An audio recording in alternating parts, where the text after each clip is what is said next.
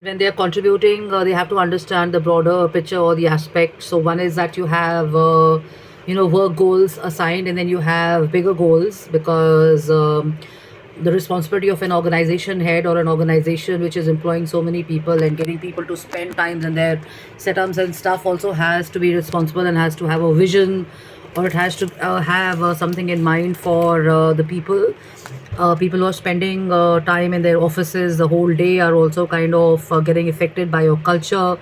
So there's a larger scope of ownership which heads or maybe founders or people who are in manager roles, or CEOs, or the board has to undertake and kind of play. And when you do this, and the sense of ownership point which is driven in everybody kind of has a better result or a repercussion, or has a better chance of achieving its goals and stuff. Because when you're only focused on your own growth and your own business targets and your own revenues, then pardon my saying so, then you're not doing justice to why you hired the team in the first place, and why you have them on board and stuff, unless and until you're a self-employed entrepreneur. And in empowerment, even as per this book, which is actually this is a Silicon Valley read, is talking about the scope of ownership. Ownership requires clarity. When the teams are unclear on what is their role and what is the work that applies to them, then their empowerment is undermined. And when you expect them to do great work or take ownership and stuff, they back off and they do not do this, because maybe their personalities, or maybe their outlooks, or maybe the existence in the organization is not kind of meeting the same objective and purpose as to why they've been hired in the first place.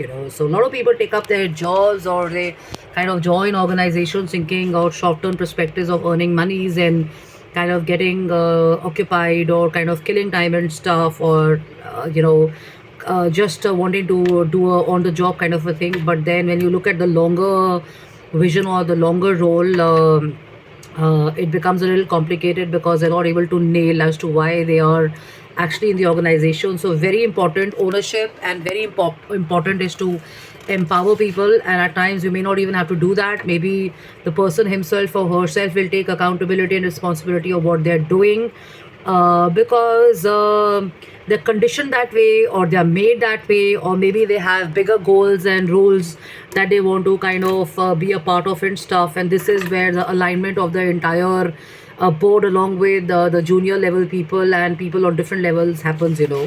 So this is the challenge which most organizations face, and we can look very easily at the way the government of India is. That initially people were not very happy, and they used to call Mr. Modi a tyrant, or a dynamic, or a pretty kind of bulldozing kind of a guy. But the point is this: that for a organization which has, I mean, an organization like India, I mean, which has a population of 1.40 crores, actually need someone who's a karta dharta, and who can actually be like a head, getting work done and getting tasks done. Because when you hear in person most of the ministers, like I've interacted with most of them, and I've met them, and I've heard them during the budget sessions and stuff, they only have good things to say about him, that he pushes them and he kind of gets them to work and deliver.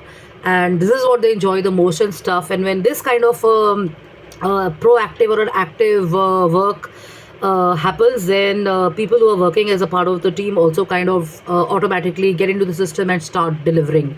And I say that, imbalance is something which we need to kind of tackle. I mean, people talk about gaining balance and stuff, but I talk a little differently, that imbalance is something which one has to kind of deal with and focus on. Because you may keep looking at balance and stuff, but you will not be able to achieve it.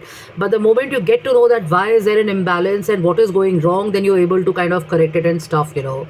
So a lot of people ask me this question: is balance possible? Yes, it is automatically and absolutely possible, provided you understand why is the imbalance happening. And there may be different stages in your life, or different organizations, or different setups, or different roles that kind of expect you to work differently. So in certain dynamic environments and stuff, you can forget this whole concept of balance. But if you're in a organization which has got a good culture, which has got fixed working hours, and you're expected to log in and leave at a certain time, which is a 9 to 8 or a 9 to 5, then there's a possibility of kind of finding that balance, provided you understand that there is no space for misbalance. 9 to 5 also means kind of being in a stagnated or a stuck role, but it can also mean a lot of convenience for a lot of people. So there is a debate, or there is a conflicting attitude towards this, that people who are working for big brands, let's say for Bacardi, they get kind of hassle because they have to be in the office no matter what at a certain time and leave at a certain time, so they don't feel very comfortable. So this is where flexi hours come in, and flexi hours really I think make a lot of sense, because when you have flexi hours, then you know that you have to finish your task, and you will do it, no matter what, at what time, but it's done. So ownership is very important, empowerment is very important, meaningful work is really very important, tackling imbalance is very important, and keeping the team creative and together is the most important target or a task which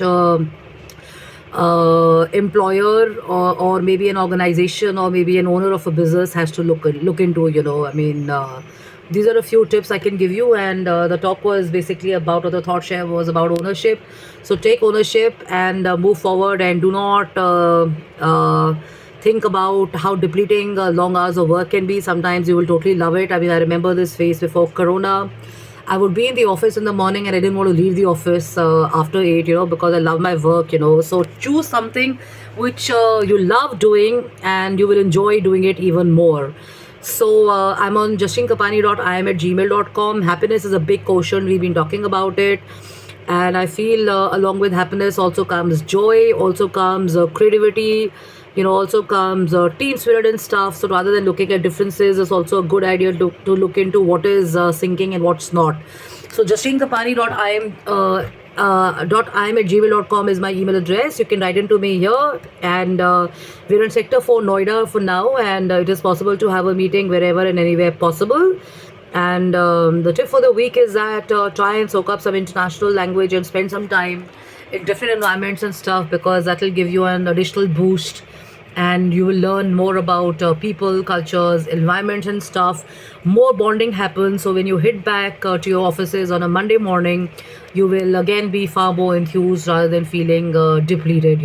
So the Monday thing is a myth, unless until you have some health issues, or you've been on a holiday, or you've been on a sabbatical. It's very easy to be in the office, provided you have the right culture and the right determination for it. Okay, so love and luck, take care, have fun, have a blast, and enjoy your weekend. Bye bye.